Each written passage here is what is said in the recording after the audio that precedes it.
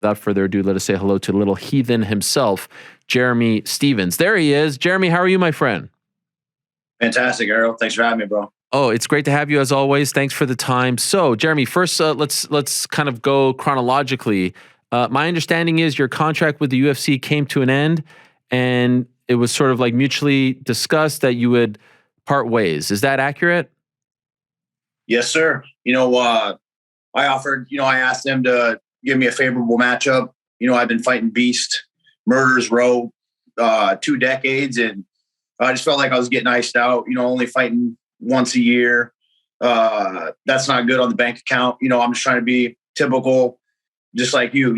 Trying to provide for my family, and the only way I can do that is to fight. They weren't really fighting me, and I got options to go other places after that contract was up. I didn't even realize I was up on the contract. Kind of like probably almost like 5 months kind of gone by that I didn't realize my contract was even up. I thought I had like one more fight on there, and I searched my options, and PFL, we're going to go do our best to knock everybody the fuck out and get $1 million.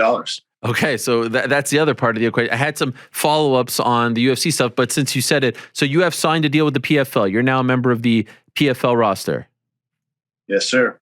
And you'll be a part of their upcoming season, which starts in the spring, their 155-pound tournament, right? Yes, sir. Yeah.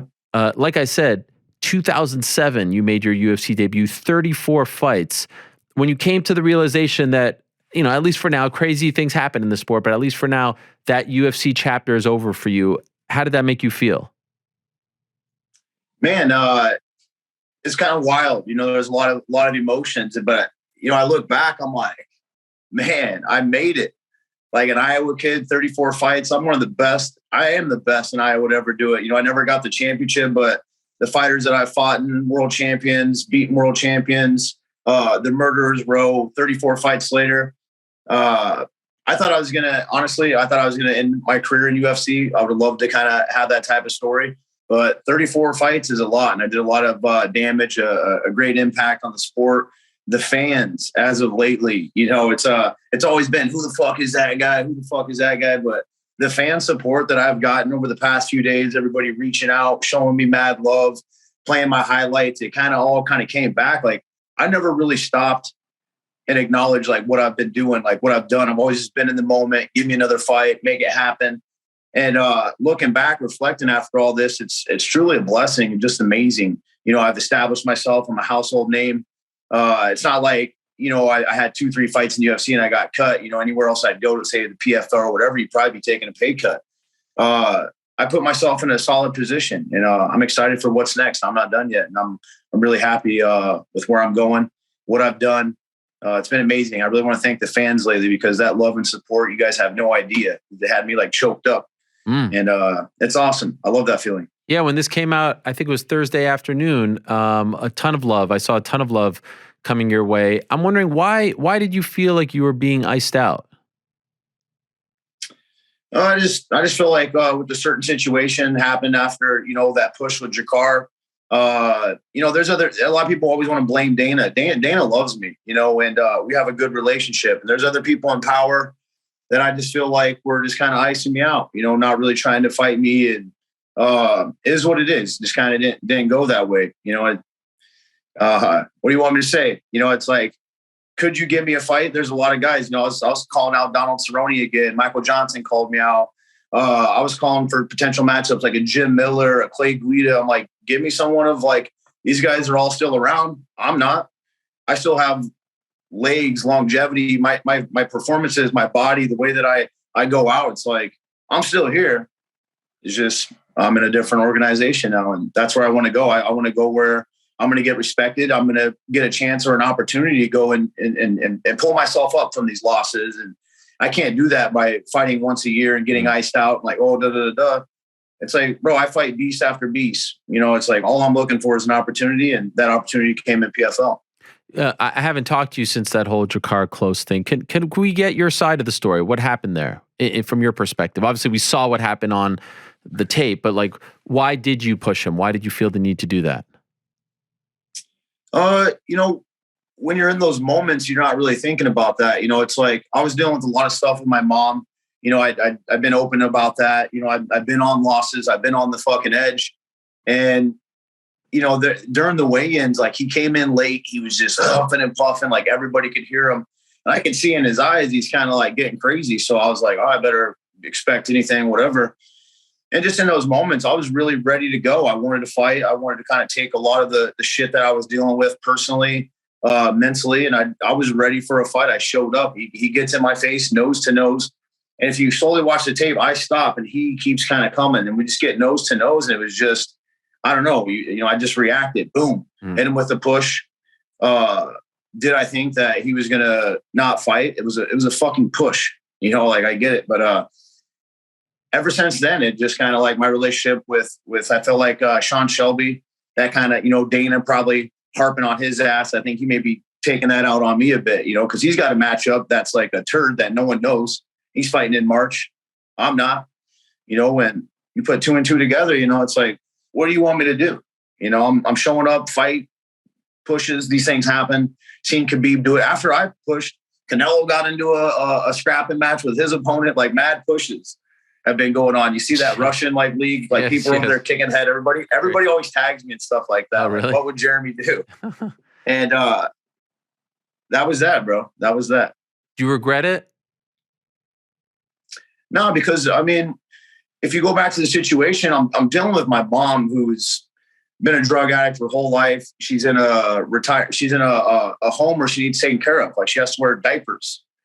Like this shit's going on in my life, and here I come to fight. How I bring the style, bro. I'm bringing mad violence. I'm gonna go in there and go for the kill. That's just the way I fight. And I showed up that day. I was ready to rock. He was kind of all huffing and puffing, and I thought we were just gonna create a little rivalry, a little scuffle, and people are going to be excited and tuned in. And I don't regret it because I was just showing up, ready to rock and roll, ready to fight, do my job.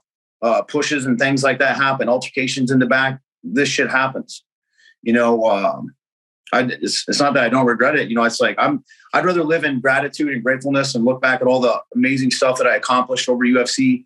A lot of people, I think, like they bitch and complain, the money and this and that. It's like, well, we all signed the contract, didn't we? We know what we're getting. I would have loved to retire at UFC, but, I just felt like I was getting iced out and I want to go where, I'm going to have the opportunity to go and earn a paycheck for me and my family. Did they even offer you anything, or was it just like, all right, we're going to part ways? They just kind of was just like silent, like, can or can't, like, but then if I would have waited with UFC, I probably wouldn't fight till like June, July. Yeah. It's like, bro, I've been training, even before the year ended, like I was training, like I wanted to fight January. I wanted to fight December. You know how hard it is to fight on one paycheck once a year? Yeah. It's like, I'm just like any normal human being. I just want an opportunity to go to work, earn my paycheck. I felt like I deserved that. I've earned that right to, I've fought nothing but the best. 2 weeks notice, main event, take a fight. Back-to-back Emmett, take the fight. It's like, I've done everything for that company, and I don't feel like they have my back in return and giving me a favorable matchup. I feel like anybody outside looking in is like, damn, why don't you give Jeremy a fucking favorable matchup? A Michael Johnson, a Cerrone, a Jim Miller, somebody who's been around as long as him. And like, let's see how I do then. You're giving me top beast, the fucking Caters, who's not knocking the guy with the biggest mouth out. He's fucking moving up. Gamrot beast, just fucking needs someone's rib back to back to Brazil. It's like these guys are fucking tough. They're world class, and that's all I do. And I just wanted the equal opportunity to earn a paycheck like everybody else. Yeah, for those that don't know, off the top here, your last few fights: Gilbert Melendez, Dooho Choi, Josh Emmett, Jose Aldo, Zabit Magomed Sharipov, Yair Rodriguez, Calvin Kattar, Mateusz Gamrot. You are right. That is a murderer's row right there. And that's dating back, 5 years. So everything you're saying is 100% right. Could I ask, just as an aside, how is your mom doing now? She's good. She's still kind of in the same situation. She needs just constant care. And that's like another thing. When I don't have the money, I can't go back and see my mom. I can't earn money to get her the best care. And that's like, that's why I show up and fight the way that I do, because I'm like, I just got to express myself and put myself out there and win fights. And in order to win fights, I need that other paycheck to take care of my family, take care of things, and it's like, you can't do that getting iced out once a year. And I don't feel like I deserve that type of respect. So why You know? PFL? Why did you ultimately choose them? It's a great organization. Fighters over there, the matchups, the potential. they're gonna pay me a little bit more than what UFC, and then I got a chance at $1 million, which is doable, which I really love. Maybe go in there, win that $1 million, and I like the fact that they fight back to back, like month after month. Like I'm not getting any younger. You guys know I love to constantly be fighting. I don't like sitting and waiting for an opponent 6 months down the road. I'd rather fight once every 3 months. If I can keep doing that, win the $1 million. If they happen to do a 45, the very next one, if I'm fighting back to back, I know my weight's going to be great. I'll drop down and go steal the $1 million from the 45ers too. Huh. Fuck, I'll even go up to 70. It's like there's opportunity out there, and there's fights, there's matchups. And I even know Jake Paul's running around. I like that guy too. He's speaking up. He's talking shit about UFC fighters pay, talking to Dana, doing all the stuff that motherfuckers don't have the balls to do. I kind of love that. And that's a potential matchup out there. I think people would really love to see me and Jake Paul go at it. Real talk. It's because I'm that guy. If he wants to box, guess what? We can box. You want to do bare knuckle? I'll do bare knuckle. You want to do MMA? I'm your fucking dude. Call me. I love it. So your base pay with PFL, because we know about the $1 million, but that base pay is a pay grade over an upgrade over what you were making at the UFC your last fight, right? A slight one. All right, a slight one. So that's good. You didn't have to take a pay. That's major. I didn't get no big signing bonus. No, none of that bullshit. All right. Just get a good opportunity, and that's what I wanted. I was just like, you know what? I'll take care of everything else, and if I fight the back-to-back the way that I want to, and the way that I'm going to go, I'm gonna earn it. I'm gonna keep moving up, and it's like I said, all the fans, the love and support, man. They're like, man, you've been action-packed. Like that's crazy that UFC would even let you go. And it's like, man, I'm not worried about that. Like I still love fighting. I'm still passionate about all this, and they're gonna follow me over there. I know it. It's people tune into my fights when you watch. That's why I kicked off pay-per-views, the first fight in the main card. Because they know we're bringing excitement, we're bringing violence, and keeping that human highlight reel tape, keeping it going. Did you guys talk to anyone else, or was it just PFL? Talked to a few others. Okay. There's options out there. Bellator, one. A lot of people talking about bare knuckle. I like the idea of bare knuckle, but honestly, I'd rather. I want to fight in the MMA world. That bare knuckle shit's kind of crazy.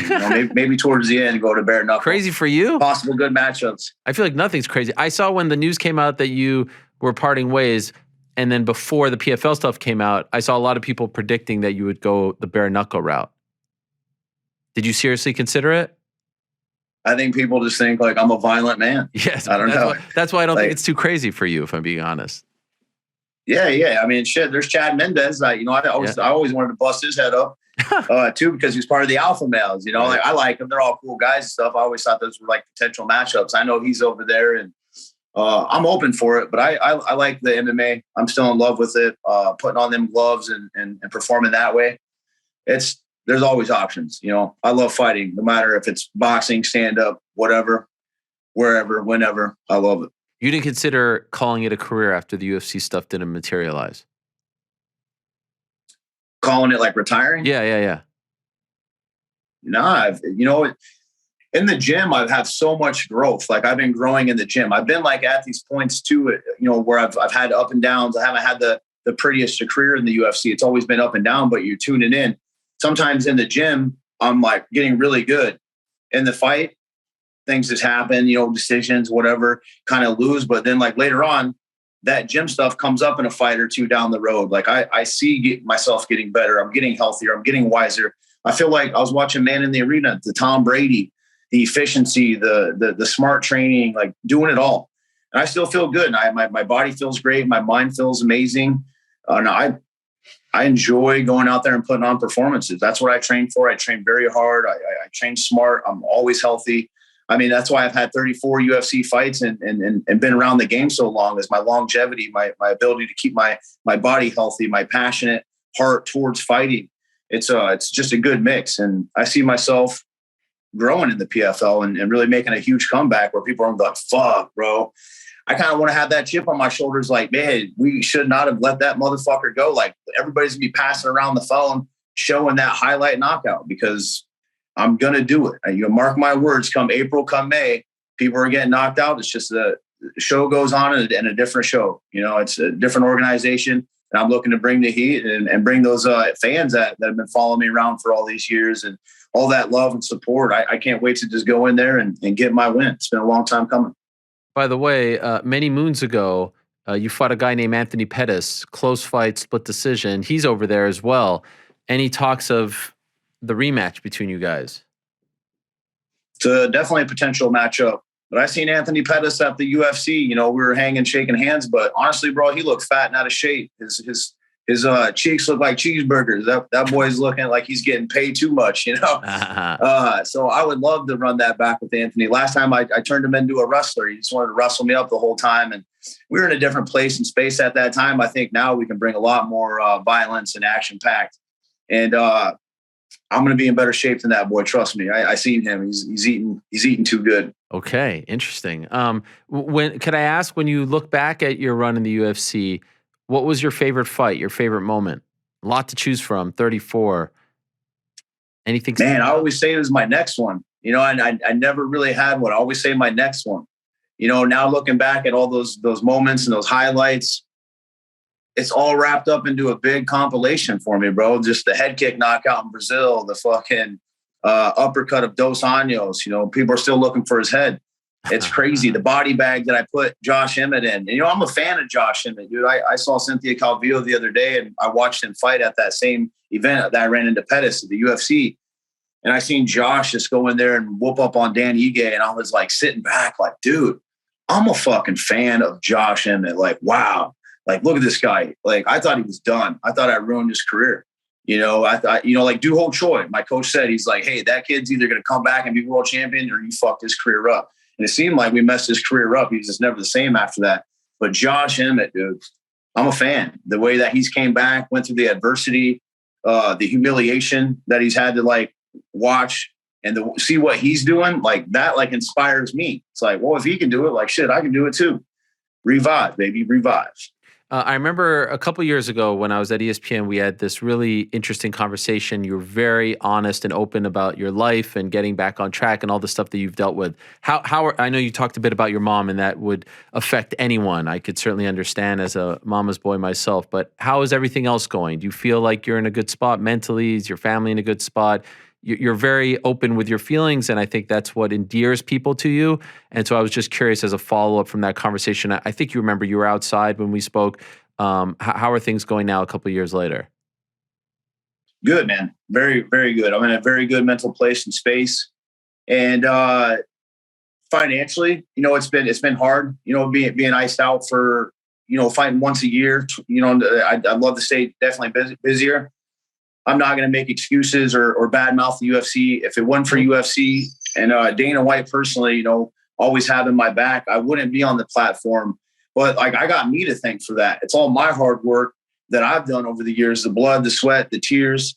I'm just in gratitude, man. The fans that I've collected, getting on your show and being in there with the mix of the names. It's mind blowing. It's crazy. I'm very happy with like what I've done, and looking back, I'm just more grateful. And now I'm looking to, like I said, just a man like you, I'm really looking forward to earning a paycheck with PFL and boosting myself up to making it a Cinderella story.